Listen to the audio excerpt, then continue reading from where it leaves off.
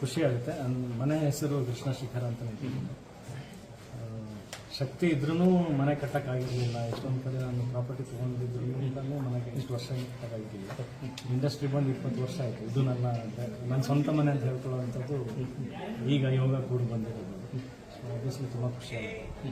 ಅಂದರೆ ಮನೆ ನಾನು ಮುಂಚೆ ಮಾಡದೇ ಇದ್ದಿದ್ದ ಕಾರಣ ಏನಿತ್ತಂದರೆ ನನ್ನ ಹೆಂಡತಿ ಬರಲಿ, ಅವ್ರಿಗೆ ಹೆಂಗೆ ಅನುಕೂಲ ಇರುತ್ತೆ, ಅವ್ರಿಗೆ ಟೇಸ್ಟ್ ಇರುತ್ತೆ, ಆ ಥರದ್ದು ಮಾಡೋಣ ಅಂತ ಆಯಿತು. ಆಮೇಲೆ ಮಗು ಆಗಲಿ, ಮಗು ಕೂಡ ಏನೇನು ಬೇಕು ಇರುತ್ತೆ ಆ ವ್ಯವಸ್ಥೆಗಳು ನೋಡ್ಕೊಂಡು ಮಾಡೋಣ ಅಂತ ಆಯಿತು.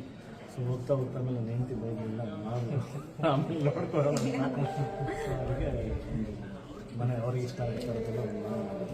ಸರ್, ಬಂದವರೆಲ್ಲ ಒಂದೇ ಮಾತು ಹೇಳಿದ್ರು, ಅಂದರೆ ಸಂಸ್ಕಾರ ಮತ್ತು ಇದು ಒಳ್ಳೆತನ ಅಂತಂದರೆ ಇವು ಜೋಡಿ ನೋಡ್ಕೊಳ್ಳೇಬೇಕು.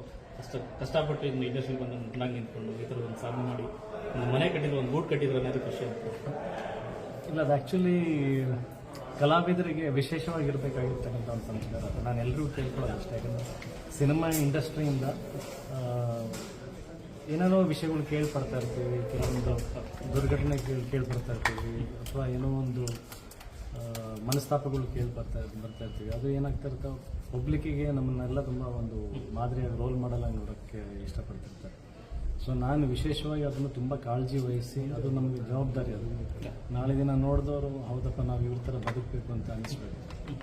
ಸೊ ಆ ಮಾರ್ಗದಲ್ಲಿ ಸಾಕಷ್ಟು ಜನ ಹಿರಿಯರು ನಡೆದಿದ್ದಾರೆ. ಈಗಿನ ಕಾಲದಲ್ಲಿ ವಿಷ್ಣು ಸರ್ ಆಗಿರ್ಬೋದು, ಅನ್ನೋರು ನಾವೆಲ್ಲ ಅವರ ಅಭಿಮಾನಿ. ನಮ್ಮ ಜೊತೆ ನಮ್ಮ ತಂದೆ ತಾಯಿ ಥರಗಳು.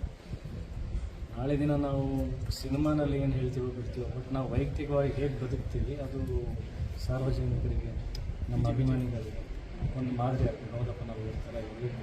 ಸೊ ಆ ನಿಟ್ಟಿನಲ್ಲಿ ನಾನು ಇವತ್ತೆಲ್ಲ ಗೆಳೆಯ ಮಾಡಿದ್ದಾರೆ. ಒಳ್ಳೇದಾಗಲಿ, ದೇವರೊಳ್ಳೆ ಮೇಲೆ ನಾನು ಗೃಹ ಪ್ರವೇಶಕ್ಕೆ ಬರ್ತೀನಿ ಅಂತ ಮೆಸೇಜ್ ಮಾಡಿದ್ದೆ. ಆ್ಯಕ್ಚುಲಿ ಅವ್ರು ಸಿಕ್ಕಿರಲಿಲ್ಲ, ನನಗೆ ಫೋನ್ ಟ್ರೈ ಮಾಡ್ತಾನೆ ಇದ್ದೆ. ಕೊನೆಗೆ ವಾಟ್ಸಪ್ಪಲ್ಲಿ ನಾನು